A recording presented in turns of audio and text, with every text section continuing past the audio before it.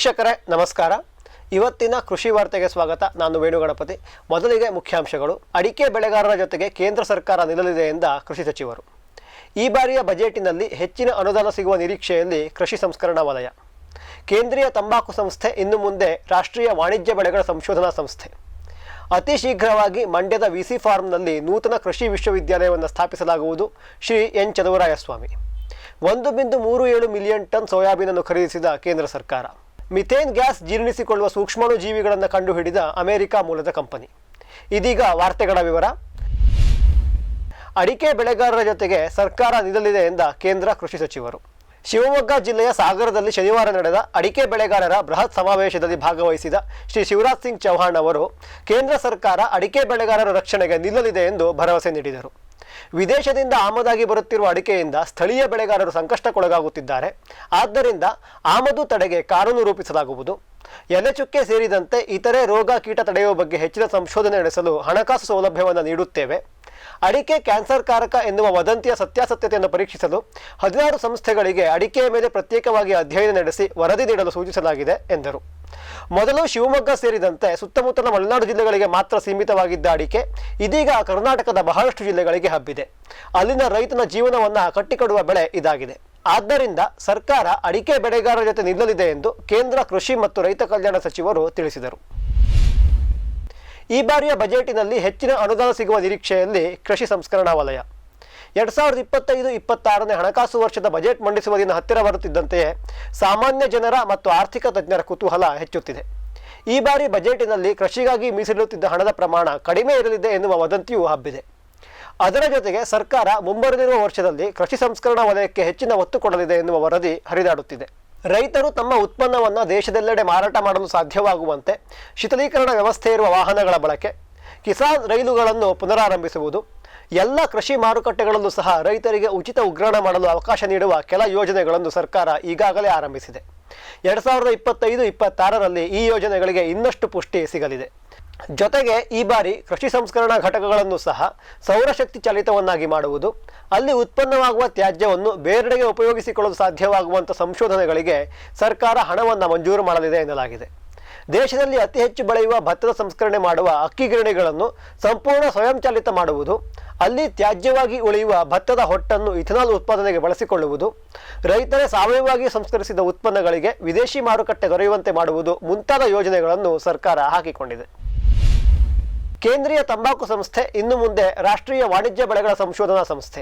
1947ರಲ್ಲಿ ಸ್ಥಾಪನೆಯಾಗಿ ತಂಬಾಕು ಬೆಳೆಗಳ ಬಗ್ಗೆ ಹಲವಾರು ಸಂಶೋಧನೆಗಳನ್ನು ನಡೆಸಿ ರೈತರಿಗೆ ಉತ್ತಮ ಬೇಸಾಯ ಕ್ರಮಗಳ ಬಗ್ಗೆ, ನೂತನ ಸಂಕರಣ ತಳಿಗಳ ಬಗ್ಗೆ ತಿಳಿಸಿಕೊಟ್ಟಿದ್ದ ಕೇಂದ್ರೀಯ ತಂಬಾಕು ಸಂಸ್ಥೆಯ ಹೆಸರನ್ನು ರಾಷ್ಟ್ರೀಯ ವಾಣಿಜ್ಯ ಬೆಳೆಗಳ ಸಂಶೋಧನಾ ಸಂಸ್ಥೆಯಾಗಿ ಬದಲಾಯಿಸಲಾಗಿದೆ.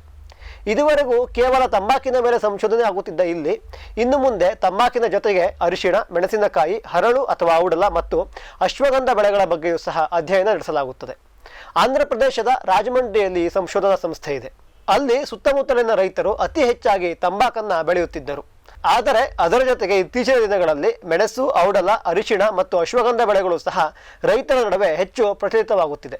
ಈ ಎಲ್ಲ ಬೆಳೆಗಳಿಗೆ ದೇಶೀಯ ಮತ್ತು ಅಂತಾರಾಷ್ಟ್ರೀಯ ಮಾರುಕಟ್ಟೆಗಳಲ್ಲಿ ಸಹ ಉತ್ತಮ ಬೇಡಿಕೆ ಇರುವುದನ್ನು ಗಮನಿಸಿದ ಭಾರತೀಯ ಕೃಷಿ ಸಂಶೋಧನಾ ಸಂಸ್ಥೆ ತಂಬಾಕಿನ ಜೊತೆಗೆ ಈ 4 ಬೆಳೆಗಳ ಮೇಲೆ ಸಂಶೋಧನೆ ನಡೆಸಲು ನಿರ್ಧರಿಸಿದೆ. ಅತಿ ಶೀಘ್ರವಾಗಿ ಮಂಡ್ಯದ ವಿಸಿ ಫಾರ್ಮ್ನಲ್ಲಿ ನೂತನ ಕೃಷಿ ವಿಶ್ವವಿದ್ಯಾಲಯವನ್ನು ಸ್ಥಾಪಿಸಲಾಗುವುದು. ಶ್ರೀ ಎನ್ ಚಲುವರಾಯಸ್ವಾಮಿ. ಕೃಷಿ ಮತ್ತು ಮಂಡ್ಯ ಜಿಲ್ಲೆಯ ಉಸ್ತುವಾರಿ ಸಚಿವರಾಗಿರುವ ಶ್ರೀ ಎನ್ ಚಲುವರಾಯಸ್ವಾಮಿ ಅವರು ಮೊದಲೇ ನಿರ್ಧರಿಸಿದಂತೆ ಮಂಡ್ಯ ಜಿಲ್ಲೆಯ ನಾಗಮಂಗಲದ ದೇವಲಪುರ ಗ್ರಾಮದಲ್ಲಿ ರೈತರ ಜೊತೆಗೆ ಮಕರ ಸಂಕ್ರಾಂತಿಯನ್ನು ಆಚರಿಸಿದರು. ಅದಾದ ಮೇಲೆ ಮಾಧ್ಯಮದವರೊಂದಿಗೆ ಮಂಡ್ಯ ಜಿಲ್ಲೆಯಲ್ಲಿ ಕೃಷಿ ಕ್ಷೇತ್ರದಲ್ಲಿ ಆಗುತ್ತಿರುವ ಬೆಳವಣಿಗೆಗಳ ಬಗ್ಗೆ ಚರ್ಚಿಸಿದರು. ಮಂಡ್ಯದ ರೈತರು ತಮಗೇನಾದರೂ ಸಮಸ್ಯೆ ಆದರೆ ಬೆಂಗಳೂರಿನ ಕೃಷಿ ವಿಶ್ವವಿದ್ಯಾಲಯಕ್ಕೆ ಹೋಗುತ್ತಾರೆ. ಮಂಡ್ಯ, ಮೈಸೂರು ಮತ್ತು ರಾಮನಗರದಲ್ಲಿ ಕಬ್ಬು, ರಾಗಿ ಮತ್ತಿತರ ಸಿರಿಧಾನ್ಯಗಳನ್ನು ಬೆಳೆಯುವ ಬಹಳಷ್ಟು ರೈತರಿದ್ದಾರೆ. ಅವರಿಗೆ ಎಲ್ಲ ಮಾಹಿತಿ ಮತ್ತು ಸೇವಾ ಸೌಲಭ್ಯಗಳು ಸುಲಭವಾಗಿ ಸಿಗಲಿ ಎನ್ನುವ ಕಾರಣದಿಂದ ಮಂಡ್ಯದ ವಿಸಿ ಫಾರ್ಮ್ನಲ್ಲೇ ನೂತನವಾಗಿ ಕೃಷಿ ವಿಶ್ವವಿದ್ಯಾಲಯವನ್ನು ಸ್ಥಾಪಿಸಲು ಸರ್ಕಾರ ನಿರ್ಧರಿಸಿದೆ.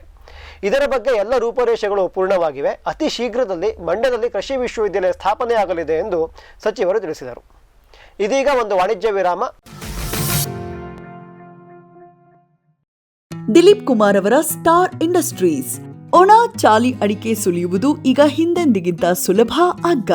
ಸ್ವಚ್ಛ ಸುಲಿತ ಅಡಿಕೆಗೆ ಹಾನಿ ಕಡಿಮೆ.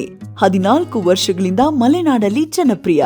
ಗಂಟೆಗೆ 40ರಿಂದ 350 ಕಿಲೋಗ್ರಾಂ ಸುಲಿಯುವ ಮಾದರಿಗಳು ತೋಟಗಾರಿಕೆ ಇಲಾಖೆಯಿಂದ subsidy. Star mini rice mill ಗಂಟೆಗೆ 5ರಿಂದ 10 ಕ್ವಿಂಟಾಲ್ ಮಿಲ್ಲಿಂಗ್ ಕೃಷಿ ಇಲಾಖೆಯಿಂದ ಸಬ್ಸಿಡಿ. ಸ್ಟಾರ್ ರೊಟ್ಟಿ ಮಾಡುವ ಯಂತ್ರ ಸಿಂಗಲ್ ಫೇಸ್ ಮನೆ ವಿದ್ಯುತ್ ಗಂಟೆಗೆ 120ರಿಂದ 500 ರೊಟ್ಟಿ ಸಿದ್ಧ. Star Associated Industries Belagavi. ಬ್ಯಾರಿಕ್ ಸೆಂಟರ್ ಫೆರ್ಮೋನ್ ಟ್ರಾಪ್ಸ್ನೊಂದಿಗೆ ರೇನೋಸಾರಸ್ ದುಂಬಿ ಮತ್ತು ಕೆಂಪು ಮೂತಿ ಹುಳುಗಳಿಂದ ತೆಂಗು, ತಾಳೆ, ಅಡಿಕೆ ಮರಗಳ ಸಂರಕ್ಷಣೆ. ತರಕಾರಿ ಮತ್ತು ಹಣ್ಣಿನ ಬೆಳೆಗಳಲ್ಲಿ ಹಣ್ಣಿನ ನೊಣಗಳ ನಿಯಂತ್ರಣಕ್ಕೆ ಬ್ಯಾರಿಕ್ ಸ್ಕ್ಯಾಚ್ ಫ್ರೂಟ್ ಫ್ಲೈ ಹಾಗೂ ವೆಜಿಟೇಬಲ್ ಫ್ಲೈ ಟ್ರ್ಯಾಪ್. ರಸ ಹೀರುವ ಕೀಟಗಳನ್ನು ಹಿಡಿಯಲು ಬಣ್ಣದ ಕ್ರೋಮ್ಯಾಟಿಕ್ ಸ್ಟಿಕ್ಕಿ ಟ್ರ್ಯಾಪ್ಸ್. ಪೇಟೆಂಟ್ ಹೊಂದಿದ ತಂತ್ರಜ್ಞಾನ, ದೀರ್ಘಕಾಲದವರೆಗೂ ಬಾಳಿಕೆ. ಕೀಟನಾಶಕಗಳಿಗೆ ಪರ್ಯಾಯ, ಪರಿಸರಕ್ಕೆ ಪೂರಕ. ಸುಸ್ಥಿರ ಸಾವಯವ ಕೃಷಿಗಾಗಿ ಬ್ಯಾರಿಕ್ಸ್. ನಿಮ್ಮ ಕನಸಿನ ಮನೆ ಕಟ್ಟುವಾಗ ಪ್ರಕೃತಿಯ ಮೇಲಾಗುವ ಪ್ರಭಾವ ಗೊತ್ತೇ? ಸಾಮಾನ್ಯವಾಗಿ ಕಿಚನ್ ಮತ್ತು ವಾರ್ಡ್ರೋಬ್ ತಯಾರಿಸಲು ಅನೇಕ ಮರಗಳ ಬಳಕೆಯಾಗುತ್ತದೆ. ಆದರೆ ನಮ್ಮ ಮಾಡ್ಯುಲಾರ್ ಕಿಚನ್ ವಾರ್ಡ್ರೋಬ್ ಮರದ ತುಣುಕು ಹಾಗೂ ರೆಂಬೆಗಳಿಂದ ತಯಾರಿಸಿದ ಬೋರ್ಡ್ನಿಂದ ಮಾಡಲಾಗಿವೆ. ನಾವು ಪರಿಸರ ನಾಶಕ, ಆರೋಗ್ಯಕ್ಕೆ ಹಾನಿಕಾರಕ ಕಚ್ಚಾ ವಸ್ತುಗಳನ್ನು ಬಳಸುವುದಿಲ್ಲ. ನಮ್ಮ ಕಿಚನ್, ವಾರ್ಡ್ರೋಬ್ ಇತ್ಯಾದಿ ನಿಮ್ಮ ಕೈಗೆಟುಕುವ ಬೆಲೆಯಲ್ಲಿ ಲೆಗುಕು ಚಿನಾದಲ್ಲಿ ಮಾತ್ರ ಲಭ್ಯ. ಹೆಚ್ಚಿನ ಮಾಹಿತಿಗಾಗಿ ಸಂಪರ್ಕಿಸಿ. ದಿಲೀಪ್ ಕುಮಾರ್ ರವರ ಸ್ಟಾರ್ ಇಂಡಸ್ಟ್ರೀಸ್ನ ತೆಂಗಿನಕಾಯಿ ಸುಲಿಯುವ ಯಂತ್ರ. ಯಾವುದೇ ಗಾತ್ರದ ಹಸಿ ಅಥವಾ ಒಣಗಿದ ಕಾಯಿ ಸುಲಿಯಬಲ್ಲದು. ಸ್ವಚ್ಛ ಸುಲಿತ. ಕಾಯಿಗೆ ಹಾನಿ ಗರಿಷ್ಠ 2% ಮಾತ್ರ. ಜುಟ್ಟು ಉಳಿಸುತ್ತದೆ. 2 ಅಥವಾ 3 HP ಸಿಂಗಲ್ ಫೇಸ್ ವಿದ್ಯುತ್. ಗಂಟೆಗೆ 200ರಿಂದ 600 ಕಾಯಿ ಸುಲಿತ. ತೋಟಗಾರಿಕೆ ಇಲಾಖೆಯಿಂದ ಸಬ್ಸಿಡಿ. ಸ್ಟಾರ್ ಎಣ್ಣೆ ತೆಗೆಯುವ ಯಂತ್ರ. ಎಕ್ಸ್ಪೆಲ್ಲರ್ ಮತ್ತು ಕೋಲ್ಡ್ ಪ್ರೆಸ್ ರೋಟರಿ ಕಟ್ಟಿಗೆ ಗಾಣ ಮಾದರಿಗಳು. ಸ್ಟಾರ್ ಒಣಮೆಣಸು, ಸಾಂಬಾರ್ ಪುಡಿ ಮಾಡುವ ಯಂತ್ರ. ವಿವಿಧ ಗಾತ್ರ ಮತ್ತು ಶ್ರೇಣಿಗಳಲ್ಲಿ. Star Associated Industries Belagavi.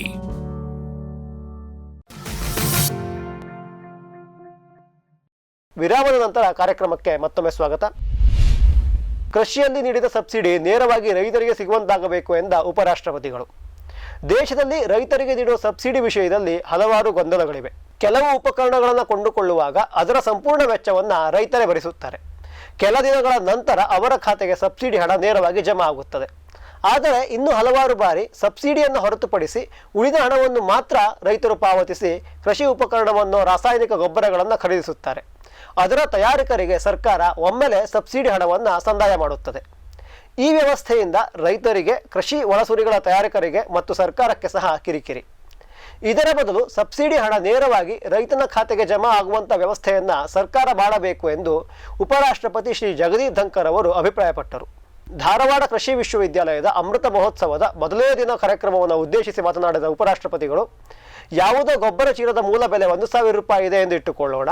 ಅದಕ್ಕೆ ಸರ್ಕಾರ 300 ರೂಪಾಯಿ ಸಬ್ಸಿಡಿ ನೀಡುತ್ತಿದೆ. ಆದರೆ ರೈತ 1,000 ರೂಪಾಯಿ ನೀಡಿ ಆ ಗೊಬ್ಬರವನ್ನು ಖರೀದಿಸಬೇಕು.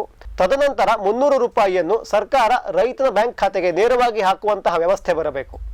ಇದರಿಂದ ಉಳಿದ 300 ರೂಪಾಯಿಯನ್ನು ಏನಕ್ಕೆ ಬಳಸಬೇಕು ಎಂದು ರೈತನಿಗೆ ನಿರ್ಧರಿಸಲು ಆಯ್ಕೆ ಸಿಕ್ಕಂತಾಗುತ್ತದೆ. ಜೊತೆಗೆ ಸಬ್ಸಿಡಿ ಯೋಜನೆಯಲ್ಲಿ ಪಾರದರ್ಶಕತೆ ಬರುತ್ತದೆ ಎಂದು ಅಭಿಪ್ರಾಯಪಟ್ಟರು. 1.37 ಮಿಲಿಯನ್ ಟನ್ ಸೋಯಾಬೀನ್ ಅನ್ನು ಖರೀದಿಸಿದ ಕೇಂದ್ರ ಸರ್ಕಾರ. ಕನಿಷ್ಠ ಬೆಂಬಲ ಬೆಲೆ ಯೋಜನೆ ಅಡಿಯಲ್ಲಿ ಈ ಬೆಳೆ ಹಂಗಾಮಿನಲ್ಲಿ ಅತ್ಯಧಿಕ ಮಟ್ಟದ ಸೋಯಾಬೀನನ್ನು ರೈತರಿಂದ ಖರೀದಿಸಿರುವುದಾಗಿ ಕೇಂದ್ರ ಕೃಷಿ ಇಲಾಖೆ ತಿಳಿಸಿದೆ. ಕೇಂದ್ರ ಸರ್ಕಾರದ ಅಧೀನಕ್ಕೊಳಪಡುವ NCCF ಮತ್ತು ನ್ಯಾಫೆಡ್ ಸಂಸ್ಥೆಗಳು ಸುಮಾರು 1.37 ಮಿಲಿಯನ್ ಟನ್ ಸೋಯಾಬೀನ್ ಅನ್ನು ರೈತರಿಂದ ಖರೀದಿಸಿವೆ. ಎಣ್ಣೆಕಾಳು ಮಿಷನ್ ಅಡಿಯಲ್ಲಿ ಸುಮಾರು 3.38 ಮಿಲಿಯನ್ ಟನ್ ಖರೀದಿಸುವ ಗುರಿಯನ್ನು ಹೊಂದಲಾಗಿತ್ತು. 2018-19 ಹಂಗಾಮಿನಲ್ಲಿ 17,483 ಟನ್ ಸೋಯಾ ಖರೀದಿಸಿದ್ದು ಈವರೆಗಿನ ದಾಖಲೆಯಾಗಿತ್ತು.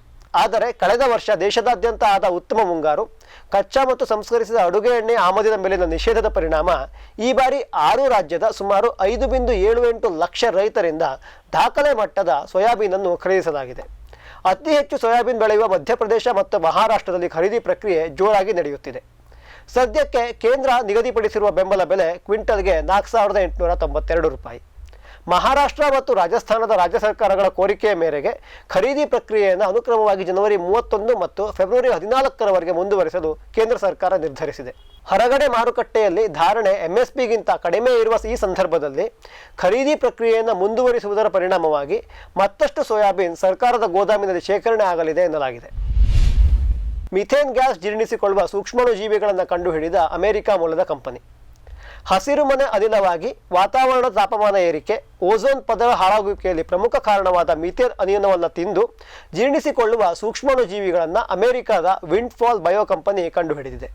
ಈ ಸೂಕ್ಷ್ಮಾಣು ಜೀವಿಗಳನ್ನು ಸಂಶೋಧನಾಲಯದಲ್ಲಿ ವಂಶಾಭಿವೃದ್ಧಿ ಮಾಡಲು ಈ ಕಂಪನಿಗೆ ಸಾಧ್ಯವಾಗಿದೆ. ಇವುಗಳು ಮೀಥೇನ್ ಅನಿಲವನ್ನು ಸೇವಿಸಿ ಸಾರ್ವಜನಿಕ ಸಮೃದ್ಧವಾಗಿರುವ ದವಗೊಬ್ಬರವನ್ನು ತ್ಯಾಜ್ಯದ ರೂಪದಲ್ಲಿ ಹೊರಬಿಡುತ್ತವೆ. ಈ ಗೊಬ್ಬರವನ್ನು ಸಹ ವಿಂಡ್ಫಾಲ್ ಬಯೋ ಪರೀಕ್ಷೆಗೆ ಒಳಪಡಿಸಿದ್ದು ಅವು ಗಿಡಗಳ ಬೆಳವಣಿಗೆಗೆ ಸಹಕಾರಿ ಎಂದು ಸಾಬೀತಾಗಿದೆ. ಈಗಾಗಲೇ ಸುಮಾರು 17,000 ಲೀಟರ್ ಗೊಬ್ಬರವನ್ನು ಕಂಪನಿ ತಯಾರಿಸಿದ್ದು ಮಾರುಕಟ್ಟೆಗೆ ಈ ಗೊಬ್ಬರ ಮತ್ತು ಸೂಕ್ಷ್ಮಾಣು ಜೀವಿಗಳನ್ನು ಅತಿ ಶೀಘ್ರದಲ್ಲಿ ತರಲಾಗುತ್ತದೆ.